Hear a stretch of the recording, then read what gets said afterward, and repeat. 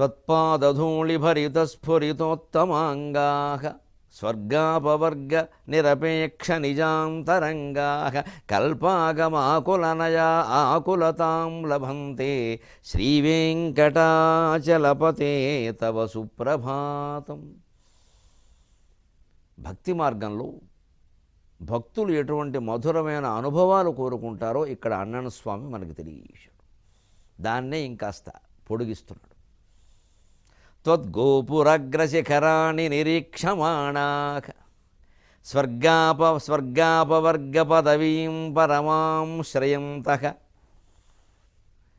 మర్త్యా మనుష్యభవనే మతిమాశ్రయంతే శ్రీవేంకటాచలపతే తవ సుప్రభాతం. దీన్ని ప్రత్యేకించి తిరుపతి వైభవం అని కూడా చెప్పచ్చు ఈ శ్లోకాన్ని. తిరుమల వైభవం. వైభవం అంటే ఇది. ఆ దేవాలయ మహిమ, ఆ వైభవం, ఆ సువర్ణ కాంతులు, ఆ దేదీప్యమానమైన తేజస్సు ఎలా ఉంటుంది అంటే స్వర్గాన్ని మించిపోయి ఉంటుంది, వైకుంఠాన్ని మించిపోయి ఉంటుంది. అందుకని కలియుగ వైకుంఠం అంటారు, భూలోక వైకుంఠం అంటారు. కొన్ని శివక్షేత్రాలని భూకైలాసం అనడం, కొన్ని విష్ణుక్షేత్రాలని భూలోక వైకుంఠం అనడంలో ఉద్దేశం ఇది. ఎందుకంటే అక్కడ భక్తులు ఆ దేవాలయాల్లో రకరకాల షోడశోపచార పూజా విధానాల ప్రకారం అర్చనలు చేసేవారు, అందులో పాల్గొనేవారు. ఏమనుకుంటారు అంటే ఇంతకంటే స్వర్గం ఏమిటి, అక్కడ పొందేది, వైకుంఠం మాత్రం ఏమిటి, ఇక్కడ ఏదో మనం దగ్గరగా చూసే అవకాశం ఉంది, వైకుంఠంలో మనం చూడనిస్తారా, కొన్ని కోట్ల మంది ఉంటారు. అసలు ఆ తేజస్సుకు మనం తట్టుకోగలమా, ఏమో ఎందుకు వచ్చింది, మనం చూడని దానికి, మనం తెలియని దానికి ఎందుకు వచ్చినవి మాటలన్నీ. ఎదురుగా ఉన్నారు కదా స్వామి, ఆ స్వామిని సేవించుకుంటే సరిపోలేదా అని ఆశిస్తారండి. దీన్నే మధుర భక్తి అంట. భౌతిక అనుబంధాన్ని విడిచిపెట్టలేకపోవడమే మధుర భక్తి. దాన్ని విడిచిపెట్టగలగడమే జ్ఞానం, ఆ విడిచిపెట్టడమే వైరాగ్యం. విడిచిపెట్టగలగడం వేరు, విడిచిపెట్టడం వేరు. గలిగినా కూడా పెడతాడని చెప్పడం. వైరాగ్యం అంత గొప్పది, అంత భయంకరమైంది కూడా. ఎందుకంటే భక్తి ఉన్నా, జ్ఞానం ఉన్నా వైరాగ్యం ఉంటుందని చెప్పడం. ఈ జ్ఞాని మళ్ళీ రకరకాల భోగాలు అనుభవించడం కోసం రకరకాల మాటలు మాట్లాడతాడు. ఇక అంతే, అన్నమైతేనేమిరా మరి సున్నమైతేనేమిరా, అందుకే ఈ పాడు పట్టుకు అన్నమే పెడదామురా అంటాడే, సున్నం పెట్టమని అండవు, తినలేడు కాబట్టి. అంత కష్టం వైరాగ్యం అనేది. అంచేత అంతిమమైనటువంటిది వైరాగ్యం. అందుకే భర్తృగారు 300 పద్యాలతో 3 శతకాలు రాసిన, ముందు నీతి శతకం రాసి, తర్వాత యవ్వనంలో అవసరమైనటువంటి శృంగార శతకం రాసి, చివరికి రాశాడు వైరాగ్య శతకం. అక్కడ అన్నీ వదిలేయాలి, అది వంటపడడం చాలా కష్టం. అంచేత భక్తి మార్గాన్ని ఎక్కువ మంది ఆశ్రయిస్తారు, మనస్సుకు అదే బాగుంటుంది కూడా, తప్పులేదు ఆశ్రయించడమే. ఆశ్రయించగా ఈ జన్మకో ఇంకో జన్మకో కలుగుతుంది సాలోక్యం. అది ప్రాథమిక స్థాయి ముక్తి. ఆ లోకంలో ఉండడం, మనం ఏ దైవాన్ని ఏ రూపంలో ఆరాధన చేస్తున్నామో దేవుణ్ణి, దైవం ఎలాగో ఒకడే, ఆయన్ని విష్ణువు అయితే వైకుంఠం, శివుడు అయితే కైలాసం, ఇంకేవో రకరకాలైతే రకరకాల లోకాలు, భూములు, అవస్థలు అన్నీ ఉంటాయి. ఇంకా ఏదైనా సరే అవస్థ అనగానే బాధ అనుకోవద్దు, సుఖం కూడా ఒక అవస్థే. జాగ్రత్త అవస్థ, స్వప్నావస్థ, సుషుప్తి అవస్థ అంటారు. అందులో సుఖ దుఃఖాలే ఉన్నాయి, అన్నీ ఉంటాయి. అంటే అవస్థ. వీళ్ళు ఆ సాలోక్యం, ఆ లోకంలో ఉండడం ఉంది, అది సాలోక్య ముక్తి అంటారు. 4 రకాల ముక్తులు, అందులో సాలోక్యం, సామీప్యం, సారూప్యం, సాయుజ్యం.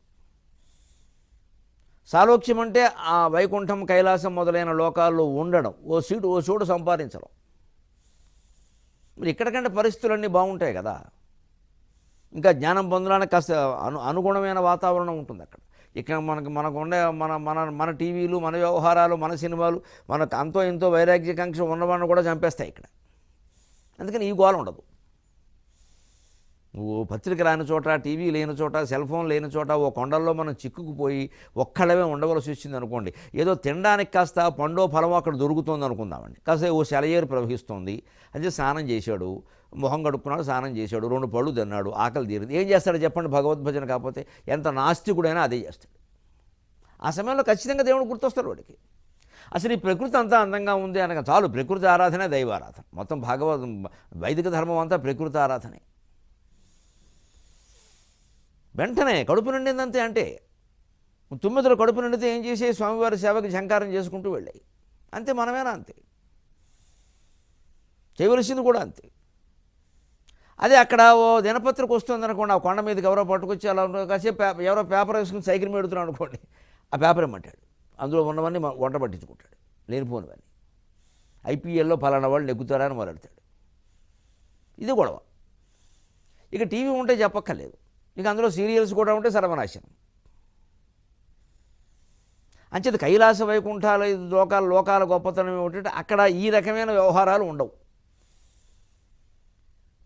ఆ స్వామివారి తేజస్సు, మిగిలిన భక్తులు అలా కూర్చోవడం, వాళ్ళంతా అలా ఉండడం, వాళ్ళ మధ్యలో అదే భావన ఉంటుంది. అంచేత సాలోక్యం కొంత గొప్పది, ఈ లోకం కంటే సాలోక్యం గొప్పది. అంచేతను జ్ఞాన మార్గంలో ప్రయాణిస్తే ఈ సాలోక్యము, సామీప్యము, సారూప్యము దాటి సాయుధ్యానికి వెళ్తాం. సాలోక్యం ఆ లోకంలో ఉండడం, సామీప్యం ఇంకొంచెం దగ్గరగా ఉండడం, సారూప్యం ఆ రూపాన్నే పొందడం. విష్ణువు రూపాన్నో శివుడు రూపాన్నో పొందడం వల్ల ఏకాదశి రుద్రులు, ద్వాదశాదిత్యులు అంటే వాళ్ళే ఆ రూపాలు పొందుతారు. ఆ రూపాన్ని పొందుతారు, అలాగే శంఖచక్రాలు అనేది ధరిస్తారు. మళ్ళీ అక్కడ ముక్తి దగ్గరికి వచ్చేసరికి మళ్ళీ చెబుతారు, మళ్ళీ లక్ష్మీపతిత్వము, జగత్ కర్తృత్వము తప్ప మిగిలిన వస్తాయి. నిజానికి ఈ సిద్ధాంతాలు చాలా పొరపాటు, నన్ను మన్నింతురుగాక. ముక్తి అనే దాంట్లో మళ్ళీ షరతులు ఉన్నాయంటే అది ముక్తే కాదు. జగత్పతిత్వము, లక్ష్మీపతిత్వము, జగత్కర్తృత్వము తప్ప మిగిలినవన్నీ వస్తాయి. ఈ తప్ప తిప్ప ఉంది, అది ముక్తే కానేది. ఇవన్నీ ఊరికే మనం సరిపెట్టుకుందుకు, వీడు బొత్తిగా విష్ణుమూర్తి అయితే బాగుంది కానీ లక్ష్మీదేవికి భర్త అయిపోతే ఎలాగా అని అనుకుని మన మనస్సు ఒప్పుకోక మనం కనిపెట్టుకుని ప్రచారం చేసుకుంటున్న సిద్ధాంతాలు తప్పితే వీటికి ఏ రకమైన ఆధారాలు లేవు, ఆధారాలకు నిలబడవు, తర్కానికి నిలబడవు. ఇది ముక్తే కాదు. అంచేత సాయుధ్యం ఒక్కటే ముక్తి. పూర్తిగా భగవంతుల్లో లీనమైపోవాలి. లీనమైపోవాలంటే ఈ రూపం ఆ రూపం ఉండకూడదు, అప్పుడే లీనం సాధ్యం. ఏదో ఒక రూపం కలిసిపోకుండా లీనం ఎలా అవుతుందండి? ఉప్పరాయి తీసుకెళ్ళి సముద్రంలో వేస్తే నీరు కాబట్టి కలుస్తుంది. అదే ఉప్పరాయిని వెండి గ్లాసులో పెట్టినా ఏం కరగదు, నీరు లేకపోతే కరగదు, అలాగే ఉంటుంది. అంచేత అనంతమైనటువంటి భగవద్ రూపంలో కేవలం విష్ణుమూర్తి రూపమో, రాముడు రూపమో, కృష్ణుడి రూపమో సరిపోతుంది. అది అనంతం కాదు. అది 4 చేతులు ఉన్నాయంటే 5వ చేయి లేదనే అర్థం. 3 కళ్ళు ఉన్నాయంటే 2 కళ్ళ కంటే ఎక్కువ, 4 కళ్ళ కంటే తక్కువ అనే అర్థం.